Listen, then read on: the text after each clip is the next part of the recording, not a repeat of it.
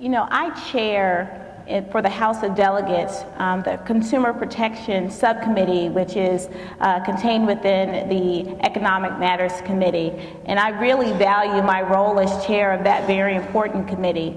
And as I mentioned earlier, not only as a legislator have I worked very hard on laws that protect consumers, but I also practice what I preach.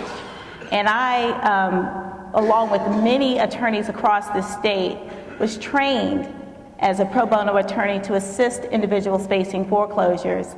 And let me tell you, the mortgage settlement agreement is great for many homeowners, but not all. And if you have assisted any homeowner going through the process of a loan modification, you'll know that it is very difficult to get the banks to give you anything in writing, which is a problem. Because if your client is submitting documents that are supposed to be reviewed, but you don't get any type of either electronic or written communication that they've received those materials, and then the banks continue along the process of attempting to foreclose on those homes, your client is in a very, very vulnerable position. As Attorney General, I would definitely pass laws here in the state of Maryland to require banks to be held more accountable and more transparent in the loan modification and review process. That's time. Thank you. Senator Frosch. Thank you. Look, it's the job of the Attorney General to protect consumers from frauds and ripoffs. And I've worked hard in the General Assembly to give the AG the tools that he or she needs for that. I was the sponsor of the law that outlawed foreclosure scams. As chairman of the Judicial Proceedings Committee, I led through the Senate a reform of Maryland's foreclosure laws. We had the fastest foreclosure process in the country. That's not a good thing. We gave homeowners better notice, more time, and the opportunity to mediate with their lenders. There's still much work that needs to be done. You can see coming the same problems that we experienced in the subprime crisis, the robo-signings, the fraudulent affidavits. You can see that coming in other areas like like credit card debt and student loans. The same practices are going on, and we will face them as a state, especially if we hit hard times. So the job of the Attorney General is to attack those problems, attack them aggressively. I think General Gensler did a good job in the subprime crisis settlement. We have to ready ourselves for the next waves, and I'm ready to do that. Thank you. Delegate Frick. Ben, I got to tell you, I think the statement that the interests of banks and consumers aren't always aligned is a bit of an understatement. Consumer protection has been a passion for me in my 2 terms in the General Assembly. And I'm privileged to get to talk to you about it here in a law school setting, because my passion for consumer issues actually started with friends who were law students, just like yourselves. A friend of mine was a research assistant for a professor at Harvard Law School, this obscure bankruptcy professor, and he said, my professor and I want to work on reforming credit card agreements.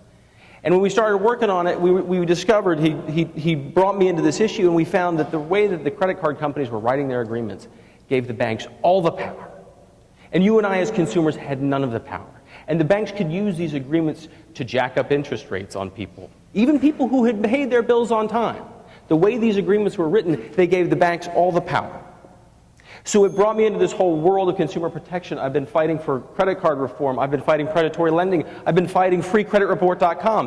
Do you guys know the problem with freecreditreport.com? It's not free. It's not free, and yet it still happens every day. So it's been a passion of mine. I've been working on it since that first year, and that law professor who got me interested in that issue, she's gone on to do a few other things.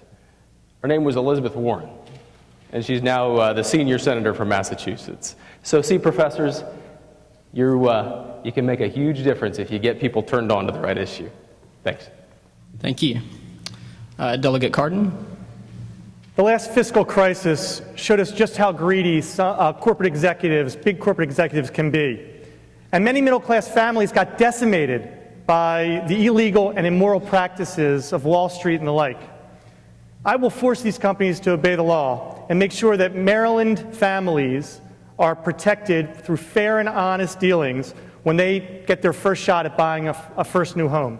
And when you buy your first home, I'll make sure that scammers aren't trying to take advantage of you when you buy your car, when you buy your groceries, when you buy the medicines for your family. But we're facing new challenges as well. The AG's office is in an arms race with scammers trying to rip you off and take advantage of you. Identity theft, it's a huge problem. Did you know that we had 6,000 cases last year in Maryland alone? Per capita, Maryland has had the largest identity theft scam in the country, essentially virtually more than every other state in the union. We need to equip the Attorney General's office to fight the problems of tomorrow that are happening in cyberspace. No one deserves to live in a world where they don't know which websites are legit and which ones are trying to steal your Social Security number and your credit card information. In the legislature, I passed the toughest anti-cyberbullying law in the country. As AG, I will bring together the world's leading experts to create the very first cyber crimes unit and task force.